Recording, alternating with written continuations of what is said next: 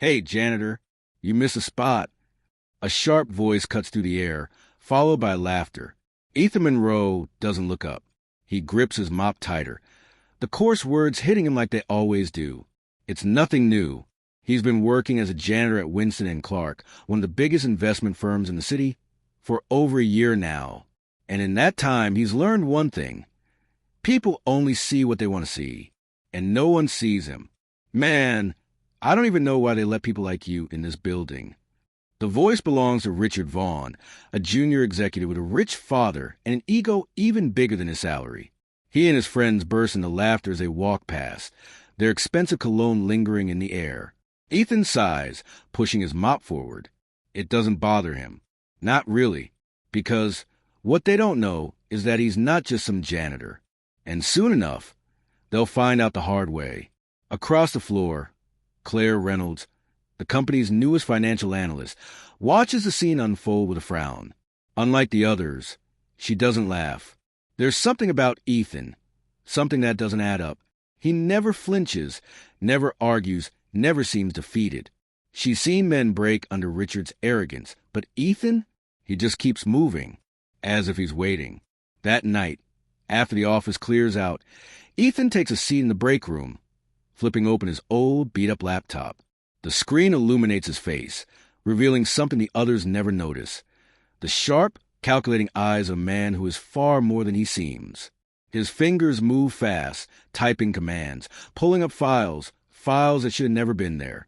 Richard Vaughn and his elite circle of executives have been hiding something, and Ethan knows exactly what. The next morning, Ethan goes back to work like nothing happened. He mops the floors, empties the trash, and listens. Oh, how they talk when they think no one important is around. You closed the deal yet? One executive murmurs to Richard by the elevators. Almost. Just have to adjust the numbers a little. No one's going to notice. Ethan's grip tightens around the mop handle. Oh, but someone has noticed.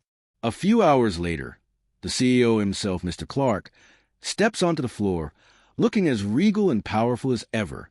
I need all department heads in the boardroom. Now. His voice is sharp, demanding. Richard straightens his tie, grinning. Watch and learn, janitor. This is how real money is made. Ethan watches him disappear behind the glass doors, his heart pounding in his chest. He's waited for this moment, planned for it, and now it's time. Inside the boardroom, the atmosphere is tense. The company is on the verge of its biggest merger yet, and Richard is at the center of it. He smirks as he lays out the numbers, confident, smug, until a voice interrupts. Excuse me, Mr. Vaughn. Mr. Clark interjects. But before we proceed, there's someone who has some information we need to hear. The doors swing open, and in walks Ethan. Silence, confusion, and then laughter. What is this? Richard scoffs. You brought in the janitor? But Ethan doesn't flinch. He steps forward, placing a flash drive on the table. Mr. Clark, I think you'll find these documents enlightening. A tense pause follows as the CEO inserts the drive. The moment the files appear on the screen, gasps fill the room. Emails, transactions, evidence. Every illegal move Richard and his team had made, exposed in broad daylight. Richard's face drains of color. This is fake. He's lying. Ethan finally looks him in the eye, and then he smiles. Am I? Security bursts in. Panic spreads. Richard scrambles, but it's too late. Mr. Clark's face is unreadable as he stands. Mr. Vaughn, I think you've said enough. The last thing Richard sees as they drag him away is Ethan, standing tall, no longer invisible, no longer just a janitor. As the chaos settles, Mr. Clark turns to him. Who are you? Ethan exhales slowly, and then he drops the words that will change everything. I'm the man you never saw coming. The tension is suffocating. Richard Vaughn, still reeling, shakes his head violently. No, this is insane. You're all going to believe a janitor over me. Ethan takes a slow step forward, his gaze never leaving Richard. I wouldn't have to prove anything if you weren't already guilty. Mr. Clark clicks through the damning files, his face growing darker with every scroll. This is worse than I imagined.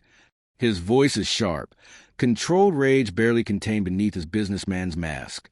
He looks up at Richard. You funneled money out of our own clients' investments? Do you have any idea what this means? Richard swallows hard, but his arrogance hasn't faded completely. Come on, Mr. Clark. These are just numbers on a screen. I can fix this. I've always handled things for the company, haven't I? Mr. Clark stands abruptly. Handle things? Do you think fraud is something you can just handle? Do you have any idea what this will do to our reputation? The other board members shift uncomfortably in their seats. Some glance at Richard with growing disgust, others with fear that they may have been complicit without realizing it. Ethan folds his arms, watching Richard unravel. You're not fixing anything, Richard. Not anymore. Richard's eyes dart toward the door, then to the security guards standing near the entrance. He's trapped and he knows it.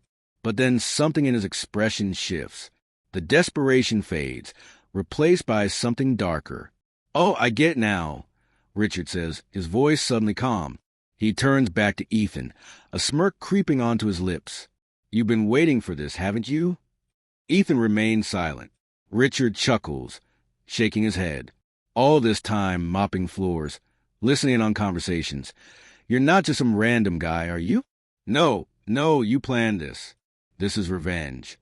The room falls deathly quiet. Mr. Clark's gaze sharpens. Revenge? Revenge for what? Ethan doesn't answer right away. His fingers tighten into fists at his sides, but his face remains unreadable. When he finally speaks, his voice is controlled, but there's something chilling beneath it. It's not revenge, he says. It's justice. Richard laughs again, but this time it's bitter. Oh yeah? Then why don't you tell everyone who you really are? All eyes turn to Ethan. Even Claire, the only one in the office who had ever given him a second glance, leans forward slightly, waiting. Ethan sighs, as if he's been carrying a weight for too long. Ethan Monroe, he says finally, former financial investigator. Gasps ripple through the room. I was assigned to audit Winston and Clark 2 years ago. Ethan continues. But someone made sure I was taken off the case before I could dig too deep. His eyes lock onto Richard. That someone was you. Mr. Clark's face turns pale. Wait! You were investigating us? Richard's smirk is gone now. His fingers twitch against the table as if itching to grab something. Anything. To regain control. That's a lie. Ethan shakes his head. It's the truth. When I got too close, my credentials were revoked. My name was smeared, blacklisted from every firm that mattered. You made sure of that, Richard. And when you destroyed my career, you thought that was the end of it. Claire gasps, covering her mouth. The pieces fall into place. Ethan's voice hardens. You took everything from me, but I didn't disappear. I got smarter, and instead of fighting from the outside, I walked right through the front doors. The board members stare in shock. The janitor, they ignored for a year, had been the one watching them all along. Mr. Clark exhales sharply, turning toward the security guards. Take him, he orders, pointing at Richard. The guards step forward, but Richard doesn't move. His eyes flicker with something else now, not fear, but calculation. I wouldn't do that, he says smoothly. Mr. Clark glares. And why the hell not? Richard leans forward, resting his palms on the table. Because if I go down, I'm not going alone. The boardroom stiffens. Mr. Clark's expression falters for the first time. Richard's smirk returns. That's right. You think I was running this alone? Please. There are names in those files that you don't want getting out. He tilts his head, eyes gleaming with triumph. So, Mr. Clark, are you sure you want to have me arrested? Because if you do, I guarantee you'll be next. A cold silence grips the room. Mr. Clark hesitates. Ethan watches him closely, waiting for the moment of truth. Will he do the right thing, or will he protect himself? The seconds drag on like an eternity. Then, Mr. Clark turns to the guards. Let him go. Ethan's stomach drops. Richard exhales in satisfaction, straightening his suit. Smart man. Ethan steps forward, his voice dangerously low. You can't be serious. Mr. Clark doesn't look at him. He just stares at the files on the screen, then clicks a button. The files disappear. This never happened, he mutters. Ethan clenches his jaw. He should have known. Power protects power. Richard walks past him, his smirk growing. Better luck next time, Monroe. The doors open, and just like that, Richard is free. Ethan remains frozen, his mind racing. He'd spent years planning for this moment, gathering every shred of evidence. And just like that, it was gone. Claire stands, her face a mixture of shock and anger. Mr. Clark, you can't just... Enough, Mr. Clark interrupts. This discussion is over. Ethan slowly exhales, his heart pounding. No, this isn't over. As Richard leaves, he glances back, as if to deliver one final blow. Oh, and Ethan? Ethan looks up, his eyes burning. Richard winks. See you at work tomorrow. Richard Vaughn should be in handcuffs. He should be ruined. But instead, he walked out untouched, protected by the very system Ethan had tried to expose. Ethan exhales, his mind a storm. He knows what happens now. They'll tighten security. They'll make sure nothing like this happens again. And Richard?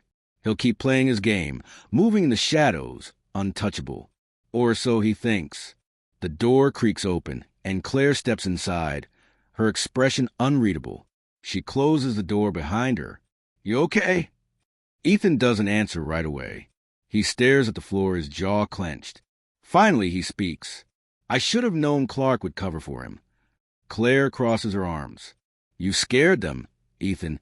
You backed Richard into a corner. That's why he had that insurance policy. He knew someone would protect him. Ethan meets her gaze. Yeah? Well, who's protecting Clark? Claire blinks. What? Ethan stands, his mind clicking into place. Richard's arrogant, but he's not stupid. He made sure he had dirt on Clark. But that means Clark must have something to lose. Something bigger than this company. Claire hesitates. Ethan, were you thinking? He grabs his old laptop, flipping it open. If Richard had a contingency plan, then I need one too. Claire watches as he pulls up encrypted files, ones he had hidden deep within the company's systems. She leans closer, scanning the screen. What is all this? Ethan clicks a folder labeled Failsafe. My insurance policy. Claire inhales sharply. You didn't just collect evidence on Richard, did you? Ethan's lips press into a thin line. I knew the board was corrupt, but I didn't know how deep it ran. So I kept digging. And guess what? He clicks another file. Richard isn't the only one with skeletons in his closet. Claire scans the names. Executives, politicians, high-profile investors. Her breath catches. Ethan, this is dangerous. I know. She shakes her head. No, you don't. If Clark was willing to protect Richard, what do you think he'll do if he finds out you have this? Ethan closes a laptop, looking at her with cold determination. That's why I need to move before they do. A knock at the door startles them both. They exchange a look before Ethan carefully shuts the laptop. Claire opens the door slightly, peeking outside. A security guard stands there, expression unreadable. Ethan Monroe? The guard's voice is firm. Ethan steps forward, masking his tension. Yeah, the CEO wants to see you. Now. Claire's eyes widen, but Ethan simply nods. I'll be right there. As the guard leaves, Claire grabs Ethan's arm. This is bad. Ethan smirks slightly. Good. That means they're scared. Faitio. Clark's office, cold, minimalist, intimidating. Mr. Clark sits behind his massive oak desk, fingers steepled. Richard Vaughn lounges in a chair beside him, smirking like a man who thinks he's already won. Two security guards stand by the door. Ethan steps inside, his expression unreadable. Clark gestures for him to sit. Let's not waste time, Clark says. I know you've been looking where you shouldn't. Ethan leans back. I was doing my job. Clark exhales through his nose, as if annoyed. Your job is to mop floors, not to interfere in things beyond your comprehension. Richard chuckles. Come on, Clark. We both know he's not just a janitor. Clark ignores him. His gaze is sharp, predatory. I want whatever copies you have. Ethan, all of them. Ethan tilts his head. And if I don't? Clark's expression doesn't change, but something in the air shifts. The security guards step forward, their presence an unspoken threat. Richard grins. You're smart, Monroe, but you're also alone. And men like you don't win against men like us. Ethan exhales slowly, pretending to think. Okay. Richard blinks. Wait, what? Ethan stands. You're right. I'm just a janitor. I don't have the resources to fight this. He pulls a flash drive from his pocket and places it on the desk. Take it. All the files are there. Richard snatches it up, looking triumphant. Smart man. Clark nods approvingly. You made the right choice. Ethan smiles. Did I? Clark's eyes narrow. What are you? The office phone rings, cutting him off. Clark frowns but answers. What? Silence. Then his face turns white. Richard shifts uneasily. Clark.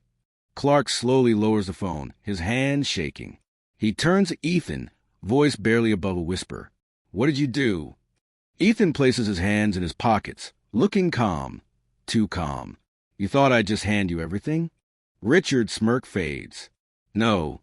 What did you do? Ethan tilts his head slightly. Let's just say you're not the only ones with friends in high places. Clark slams a fist on the desk. You uploaded it. Ethan nods once. Every file, every transaction, every name. And right about now, it's making its way to every major news outlet in the country. Richard bolts up from his chair. You're lying. Ethan meets his eyes, unblinking. Try me. The room plunges into chaos. Clark barks orders into the phone. Richard snatches his own phone, frantically dialing numbers. The guards hesitate, unsure of what to do. Ethan turns to leave. But then, bang! A gunshot echoes through the room. Ethan freezes. Pain erupts through his side. He stumbles, gripping his torso. Warm blood spreads through his shirt. Claire's scream pierces the air from hallway. Ethan! Ethan crashes to his knees, vision swimming. He blinks up at Richard, who stands with smoking gun in his shaking hand, eyes wild with fear and fury. Big mistake, Monroe. Richard breathes, his voice trembling. Big mistake. Ethan gasps for air, the room spinning around him. He can feel the darkness creeping in. His plan was flawless, but he never saw this coming. Ethan's eyes flutter open, the world a blur chaos. Pain explodes through his side, every breath sharp as shattered glass. His fingers press weakly against a wound, warm blood pooling between them. The gunshot still echoes in his mind, Richard's face frozen in fury. A hand grabs his shoulder. Claire, stay with me, she whispers, her voice thick with panic. You hear me, Ethan? Stay with me. Around them, everything is unraveling. Richard is pacing, still gripping the gun, his eyes darting between Clark and the two security guards who now look uncertain, hesitant. Clark slams the phone down. It's too late. His voice is hoarse. It's already out. The press has it. The feds have it. Richard's face twists in horror. No, there has to be a way. Clark glares at him. You think you can shoot your way out of this? Richard swallows, his hands trembling as the weight of his mistake crashes down. He's breathing fast now, too fast. We need to run. We need to. The office doors burst open. Armed federal agents flood the room, their voices booming. Drop the weapon. Richard spins, the gun still in his hand. Drop it now. Claire shields Ethan, her breath hitching. For a second, just a second, Richard hesitates. Then, bang! Richard crumples, the gun slipping from his grasp. A perfect red stain blooms across his chest. He stares down at it as if confused, before collapsing onto the cold marble floor. Clark slowly raises his hands, his face blank, resigned. The agents move swiftly, securing the scene, barking orders. One kneels beside Ethan, pressing a firm hand against his wound. Stay with me, son, the agent says. We've got you. Ethan's vision swims. He can feel himself slipping, the noise fading into a distant hum. Then darkness. Ethan blinks up at the ceiling, the rhythmic beeping of machines grounding him back to reality. The air smells sterile. Too clean. The pain is dull now, numbed by medication, but the memory of it is sharp as ever. A soft knock. Claire steps inside, her face a mix of relief and exhaustion. "You're awake." Ethan tries to smirk. "Barely." She sits beside him. "You did it, Ethan." Richard's gone. Clark and the rest of them, they're finished. The whole world knows what they did. Ethan lets that sink in. For so long, he'd been fighting an invisible war. Now it was over. "I saw the news," he murmurs. "They call me a whistleblower." Claire grins. "More like a hero." Ethan exhales slowly, the weight of it all pressing down. "They'll replace them, you know. The company, it'll keep running." "Maybe," Claire admits, "but not the same way. You shook the system, Ethan. People like Clark aren't untouchable anymore." A long pause. Then she smirks. "And guess what?" Ethan raises an eyebrow. "What?" "They offered you a job." He blinks. "What?" Claire laughs. "The new board. They want you to help rebuild. Said they need someone who actually gives a damn about integrity." Ethan stares at her, then shakes his head with a small chuckle. "You gotta be kidding me." Claire shrugs. "So? What do you say?" Ethan looks out the window, the city stretching beyond the glass. He remembers every cruel remark, every time they dismissed him. Just a janitor. Just another nobody. He exhales, a slow smile forming. "I say," he glances at Claire, his eyes sharp. "They mock me for being a janitor." Then I reveal my true identity.